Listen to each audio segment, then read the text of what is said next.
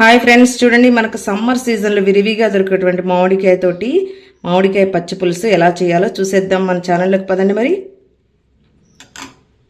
Friends, welcome to our channel Chandra's kitchen. నేను ఈరోజు మీకు మామిడికాయ పచ్చి పులుసు చేసి చూపిస్తానండి. కావలసినటువంటి మెయిన్ ఇంగ్రీడియంట్ మామిడికాయ అండి, రా మామిడికాయ. దీని ఏంటంటే పొయ్యి మీద కాల్చుకోవచ్చు, లేదు అంటే నేను ఇది బాయిల్ చేసి పెట్టుకున్నానండి. ఇప్పుడు మనం ప్రిపరేషన్ స్టార్ట్ చేద్దాం. మనం ఇలా ఒక పాన్ పెట్టుకోవాలండి. దానిలో కొంచెం మెంతులు, నెక్స్ట్ హాఫ్ టేబుల్ స్పూన్ జీరా,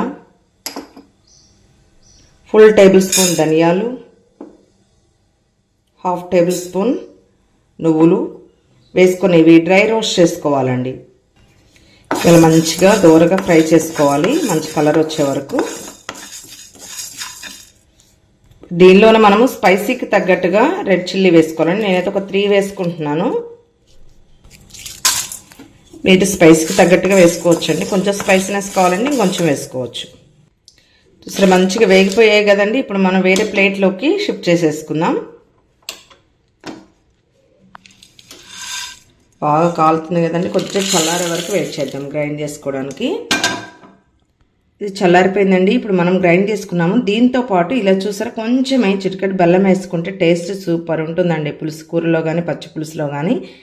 ఇప్పుడు మనం ఇలా మిక్సీ జార్ తీసుకొని దీనిలో వేసేసుకొని గ్రైండ్ చేసుకుందాం. చూడండి, చక్కగా ఇది అయిపోయిందండి. దీన్ని ఇప్పుడు మనం బౌల్లోకి షిఫ్ట్ చేసేసుకుందాం. ఇలా ఒక బౌల్ తీసుకొని ఫస్ట్ ఈ పౌడర్ వేసుకుందాం.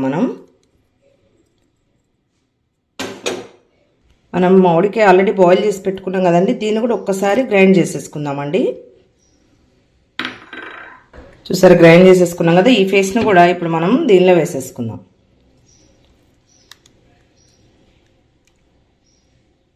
కొంచెం దీనిలో వాటర్ వేసుకుందామండి. దీనిలో ఇప్పుడు మనం టేస్ట్కి సరిపడా సాల్ట్ వేసుకోవాలండి.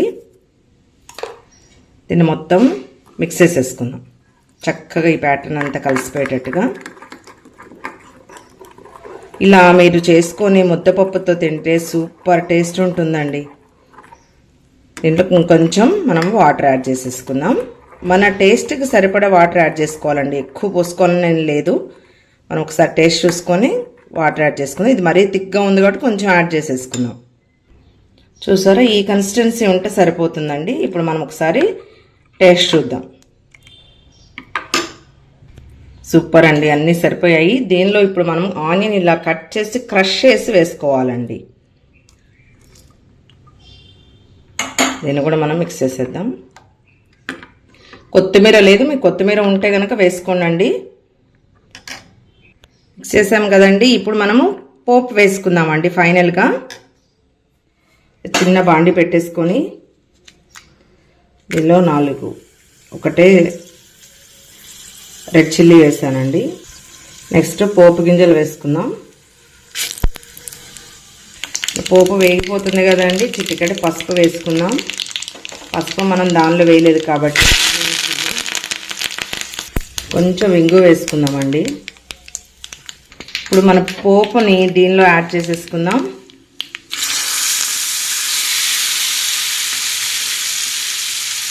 సూపర్ టేస్ట్ ఉంటుందండి. చెప్పాను కదా, ముద్దపప్పుతో తీసుకున్నామంటే అదిరిపోతుంది.